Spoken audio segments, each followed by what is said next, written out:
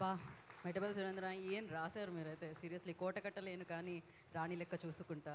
So బా amazing lines అనమాట. ప్రతిదీ నాకు తెలిసి ఇది ఎన్నో ఇయర్స్ పాటు గుర్తుండిపోతుంది ఈ పాట అయితే ఖచ్చితంగా. అయితే ఇక్కడ ఉన్న వాళ్ళందరిది మీది కూడా ప్రేమ కథే అని విన్నాము, అందరిది అని చెప్పారు. నేను అప్పటికే అడిగాను కోన వెంకట గారిది కూడా లవ్ స్టోరీయే కదా అని. ఆయనదే బిగ్గెస్ట్ లవ్ స్టోరీ అని చెప్పారు నాకు. సో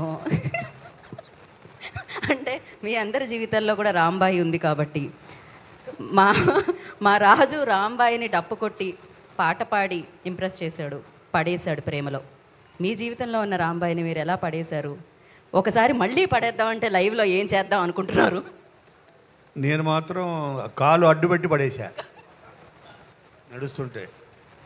నిజంగా నేను డిగ్రీలో నేను క్లాస్మేట్నే లవ్ చేశా, తన్నే పెళ్లి చేసుకున్నా.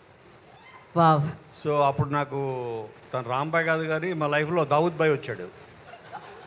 సో ఆ దావుద్ బాయే మా మామగారు.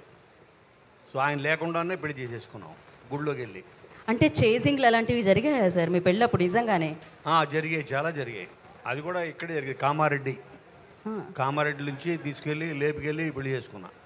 వామ్మో, మామూలు యాక్షన్ లవ్ స్టోరీ కాదు ఇదైతే, క్రేజీ అసలు. ఇప్పుడు మీరు రాంబాయికి ఏదైనా చెప్పాలంటే, మీరు రైటర్ కాబట్టి మేము పాట అడగట్లేదు, చెప్తారా? అయితే స్టేజ్ మీదకి వచ్చిన తర్వాత లాక్ చేసుకుంటున్నాం మేము. బివిఎస్ రవి గారు, ఇప్పుడు మీ టర్న్. చెప్పలే మీ రాంబాయి గురించి సేమ్ కాపీ పేస్ట్. మేము అసలు నరేష్ గారు ఉన్నారు, మేము ఎడిట్ చేసేస్తారని మేము ల్యాక్ కూడా చేయట్లేదు. కాదు, ప్రశ్న మీరు ఎలా పడేశారు మీ రాంబాయిని? అయ్యో ఇప్పుడే కూర్చొని ప్రశాంతంగా అడుగుదాం అనుకున్నాను. నేను రాంబాయిని పడేయలేదండి, నేను పడిపోయాను. మీరే పడిపోయారు? ఎప్పుడు? నేను ప్రేమించే అంత శక్తి ఉంది కానీ నన్ను ప్రేమించే అంత తెలివి గొప్పతనం నాలో లేదు. నేనే అమ్మాయిని ప్రేమించి పడిపోయి కాళ్ళ పడి ప్రేమించి పెళ్లి చేసుకున్నాను. నాకు మా ఆవిడకి నేను లవ్లో పడిపోయి బతిమాలి పెళ్లి చేసుకున్నాను. సో మీరే బతివిలాడి పెళ్లి, మీరు ప్రేమించారు, ఆవిడ ప్రేమించాల్సి వచ్చేలా చేశారు. అంతే అంతే అంతే. దాన్ని కంటిన్యూ చేస్తున్నాం కొన్ని సంవత్సరాలుగా. Okay, thank you so much అండి.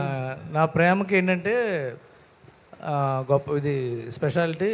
మా ఇంట్లో ఏ సమస్య వచ్చినా నేను ప్రేమ చూపించే దాన్ని మాయ చేసి శక్తి. అదే ఇప్పుడు మీరు ప్రేమ అంటున్నారా, ప్రేమని మాయ అంటున్నారా? ప్రేమని మించిన మాయ ఏమన్నా ఉంటే ఒక్కసారి లేచి చెప్పండి. నీకు గ్రౌండ్లో ఉన్న వాళ్ళు ఎవరన్నా మీరు చెప్పండి పోనీ. ఓకే, సో ప్రేమే మాయ, మాయే ప్రేమ. అసలు ఆయన ఒక సైగ చేశారు, అది లైవ్లో క్యాప్చర్ అయిందా లేదా తెలుసు నాకు, అక్కడికి కూడా వస్తున్నాను. బట్ శ్రీ విష్ణు గారు, మీ ప్రేమ కథ మాకు తెలుసు. అండ్ చెప్పండి, ఎవరు ప్రేమించారు, ఎవరు ప్రేమించాల్సి వచ్చింది, ఎలా జరిగింది, మీ రాంబాయిని మీరు ఎలా ఇంప్రెస్ చేశారు? ఎలా అంటే యాక్చువల్లీ మనం హానెస్ట్గా ఇది ఉంటే ఎవరి లవ్ అన్నా సక్సెస్ అవుతుంది. అలాగే నాది, నేను హానెస్ట్గానే లవ్ చేస్తే సక్సెస్ అయ్యింది. హానెస్టీతో లవ్ చేశారు, హానెస్టీతో పడేశారు మీరు. నేను ఇంకా మీరు మీ టైమింగ్తో పడేశారేమో అనుకున్నా. లేదు, ప్రేమ లేఖలు, వాట్సాప్ మెసేజ్లు, ఫేస్బుక్లో రిక్వెస్ట్లు. లేదు, హానెస్టీలో అది కూడా భాగమే.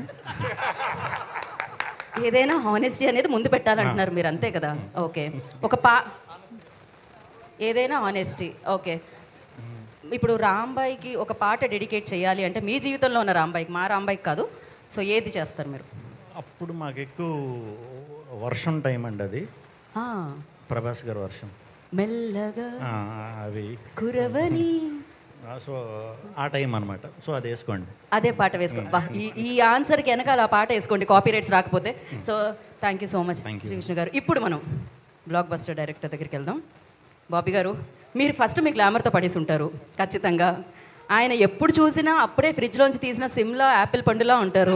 ఆ గ్లోకి సీక్రెట్ ఏంటి అనేది నాకు ఇవాటికి తెలియదు. నేను ఇంత మేకప్ వేసుకున్నా వచ్చి చావదు. బట్ ఎస్, మీరు చెప్పండి. అఫ్కోర్స్ మీ అందంతో పడేశారు, అది వేరే విషయం, కానీ ఎలా పడేశారు? అప్పుడు అంత సీన్ లేదు, అప్పుడు నార్మల్గానే ఉండేవాడిని. యా, సో 9th క్లాస్ చదువుతున్న అమ్మాయిని ఇంటర్మీడియట్ ఫస్ట్ ఇయర్లో ఉన్న నేను లవ్ చేసి ఇలాగ చేసి ఇండస్ట్రీకి వచ్చిన తర్వాత రైటర్ అయ్యి ప్రేమించి వాళ్ళ పెద్దలు ఒప్పించి పెళ్లి చేసుకున్నాను. ఓ మై గాడ్, ఇక్కడ 9వ తరగతి ప్రేమ కథ అన్నమాట. తూనిగ లవ్ స్టోరీ. బట్ పెళ్లి చేసుకుంది మాత్రం తర్వాత, మేజర్ అయిన తర్వాత 2011, 2002లో మొదలెట్టి 2011లో 2001. యా, డేట్ సరిగ్గా చెప్పకపోతే మళ్ళీ మా ఆవిడ ఇంటికి వెళ్ళిన తర్వాత బట్టలు బయట వేస్తుంది. సో 2001 ఆ టైం. డన్. సో మీ రాంబాయికి ఏదైనా ఒక పాట డెడికేట్ చేయాలండి. ఇప్పుడు ఆయన అన్నారు వర్షం టైంలో అని, మీది మాకు ఏ టైంలో? త్రివిక్రమ్ గారి సినిమా నువ్వే నువ్వే ఉంది కదా, శ్రియా అండ్ తరుణ్ గారిది. సో ఆ సినిమా పాటలు తెగ వింటూ నేను ఇమాజిన్ చేసుకుంటూ ఉండేవాడు. ఒక లైన్ బాబీ గారు, ఒక లైన్ మీరు చెప్పినా పర్వాలేదు. నేను పాడితే మొత్తం వెళ్ళిపోతారు, వద్దండి నేను తీస్తా.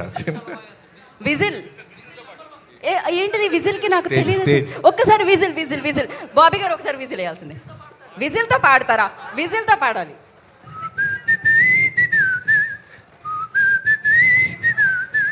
నా మనసుకి oh my god crazy. So Bobby గారు థ్యాంక్ యూ, శ్రీ విష్ణు గారు అండ్ కోన వెంకట గారు, వివిఎస్ రవి గారు థ్యాంక్ యూ సో మచ్. ఇప్పుడు నేను ఎవరిని వేదిక మీద రండి, ఎడిటర్ నరేష్ గారు అండ్ డిఓపి వాజద్ గారు, మీరు నాతో పాటు వేదిక మీదకి రండి.